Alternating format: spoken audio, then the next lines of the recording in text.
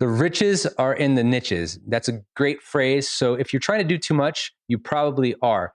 Take what you're trying to do and try to find something to specialize in, to hone in, and then you can start to build your brand around that. I talk about being a specialist all the time. It works. Welcome to the Hairpreneur Show, where hairdressers get the tools they need to make more money, enjoy more freedom, and live a more purpose-driven life. Join me, Ryan Weeden, as I coach you with new ideas, winning habits, and proven strategies designed to unlock your personal greatness. Thanks for hanging out with me today. Let's go. Welcome back to the Hairpreneur Show. I am your host, Ryan Weeden. I am excited to be back with you this week. If you can tell, again, I am starting with lots of energy because one thing I have learned, if you don't bring the energy initially, the chances that you're going to be able to muster up the energy somewhere along the way, unless you have a guest who really brings it out of you, is very difficult. So start bigger than you might ever think you need to go, because you can always pull it back. But if you don't start impactfully, and we all know the importance of getting somebody excited right from the start, if you don't start out with that type of energy and excitement, then you might start to die off. And I have done that in my earlier podcast. If you've listened to me since then, you've probably seen a shift, even from when I started 17 or 18 episodes ago to where I am now.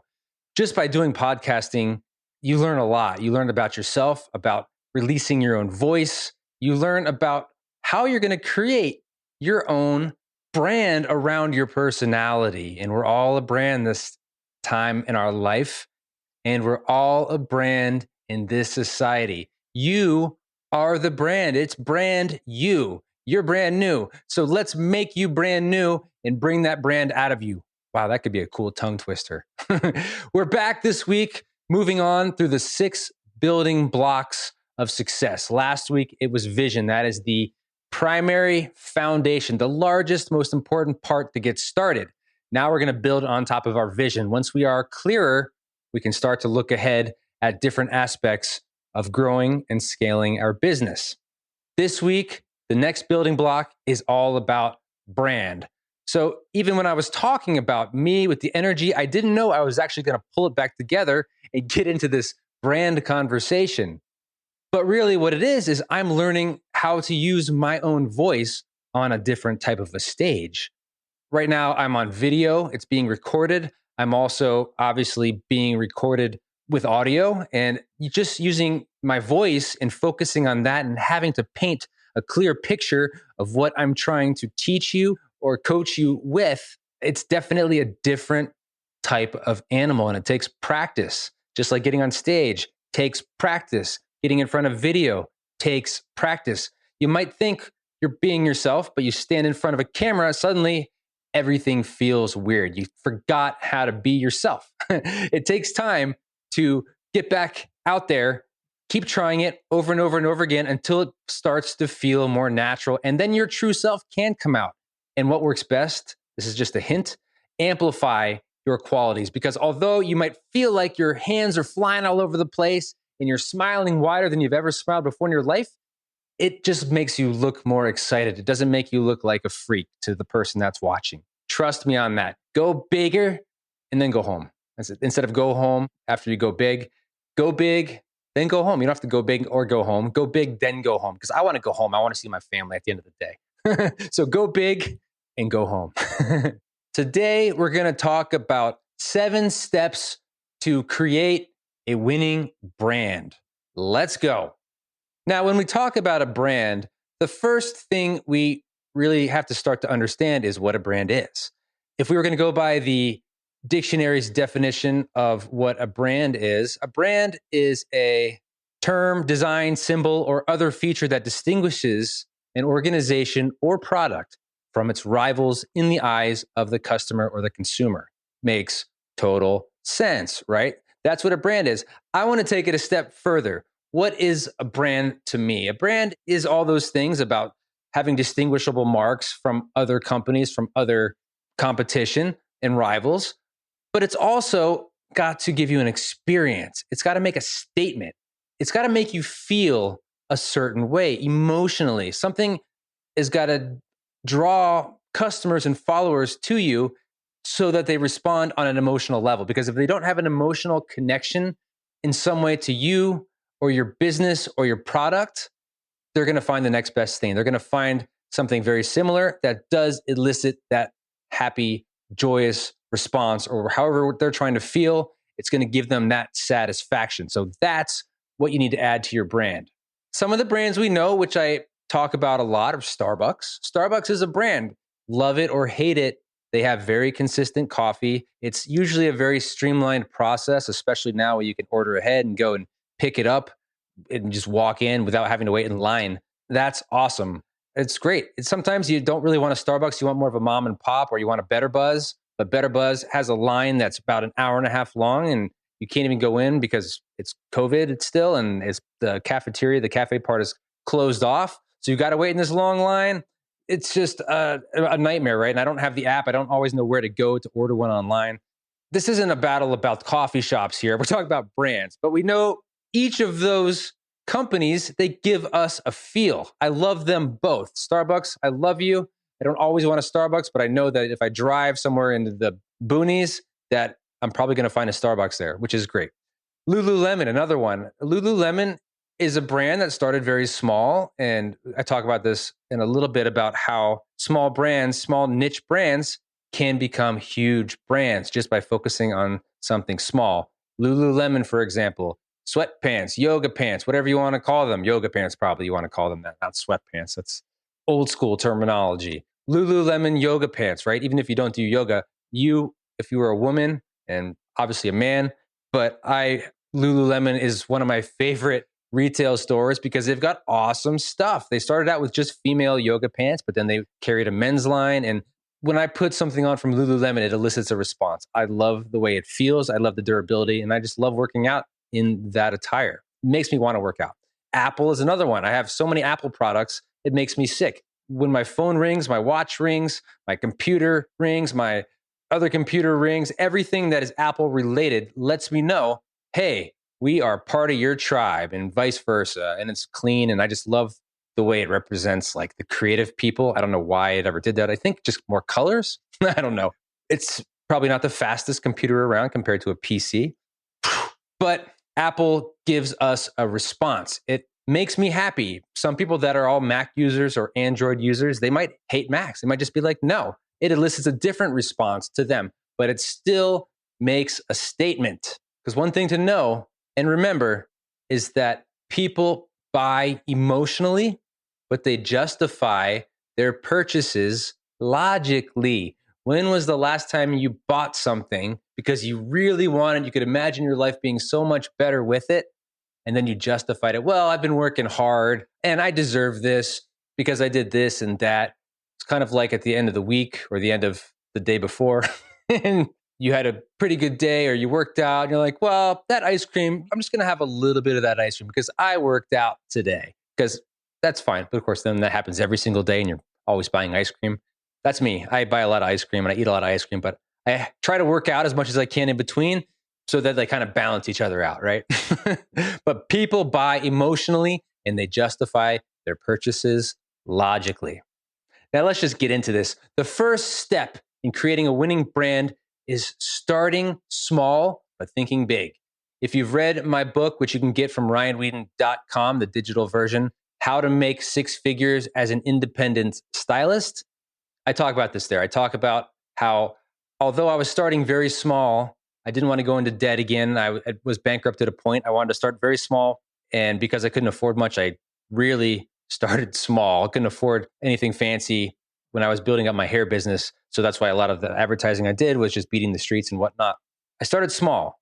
I started with the resources that I had. I didn't overextend myself, but I thought bigger. I, one day, wanted to have a bigger company. I wanted to be this guy right here talking to you. I wanted to be on stage. I wanted to have other people working for me to create this culture that is Masters of Balayage, that is Ryan Weeden, so that I can start to make more of a dent in the lives of those people that I come into contact with and have the pleasure of, I was going to say of touching, but that doesn't quite sound appropriate. Touching people's lives and helping them to aspire to be more and inspire them to do more. That is what I was thinking of, but I just couldn't all of a sudden have all this fancy camera equipment, my own studio, couldn't have this house that we live in. If I tried to start big, if I tried to overextend myself, start small, but think big. That's the first way to a winning brand. The second way is find a niche or a niche or niche. I don't think it was the middle one I said. Niche or niche. I guess if you're in France, it's niche. Here, it's niche. We say the riches are in the niches. A lot of marketers say that. A lot of business owners that do something really, really well and are super successful, they've realized that by specializing in something, by capitalizing on a niche or a niche, that it's a great way to make a lot of money, have a lot of fun, and create more freedom and richness in your lives, as well as the lives that people that you employ, the people that you can touch and affect in a positive way. The riches are in the niches. That's a great phrase. So if you're trying to do too much, you probably are. Take what you're trying to do and try to find something to specialize in, to hone in, and then you can start to build your brand around that. I talk about being a specialist all the time. It works. 3, target your ideal client. Now, targeting your ideal client is not just somebody that potentially needs a haircut or hair color. If you're a barber, you probably still would rather spend your time with the type of hair that you want to cut or the person with the personality that relates to you to make your time at work more enjoyable, more inspirational. I would rather be able to focus on somebody very specific for people that are listening to this podcast. Not everybody wants to learn about business and branding and marketing strategies. So that's not my tribe for this medium, for what I'm teaching you now. So that's not an ideal client. An ideal client might be somebody, and this could be you, somebody that maybe is a little stuck right now, maybe doesn't have the confidence to really become their full self, to really grow a business, to take that risky step into the entrepreneurial world, but you want to learn how. I'm a lot of times talking to my younger self, who is my ideal client, one of my ideal clients, somebody that just needs some direction. Little Ryan, we'll call him Little Ryan, younger Ryan, where I'm talking to younger Ryan and I'm saying, Ryan, you're going to get through this. You can find a way to succeed. I'm going to show you how. I'm going to be your mentor. How? Listen to me. It's taken a journey. It's taken struggle at times. It's really challenging. It can be very expensive, but it can also be very fulfilling and very lucrative if you learn how to employ this type of a brand. You be yourself, put positive impact in the world, focus on value. Those are attributes and values of my ideal client. I get even more specifically about how old are they, what's their experience, where do they live, etc. And the more you can do that, the better. Actually, also on ryanweeden.com, if you go there, on the homepage there is another free download on how to determine your perfect customer. So very cool. Go to ryanweeden.com. There's all kinds of cool stuff on there, and even a link to the podcast if you're just watching this on YouTube or something. 4, be authentic. When I first started doing the podcasting, I wasn't very comfortable with my voice. I was rushing through things. I was taking my time. I was being very calculated. And I was already more of myself when I started doing the podcast than before I started doing hair, where I was like coming off of being a corporate employee. And corporate employees don't have a lot of opportunity to be very expressive, to be themselves.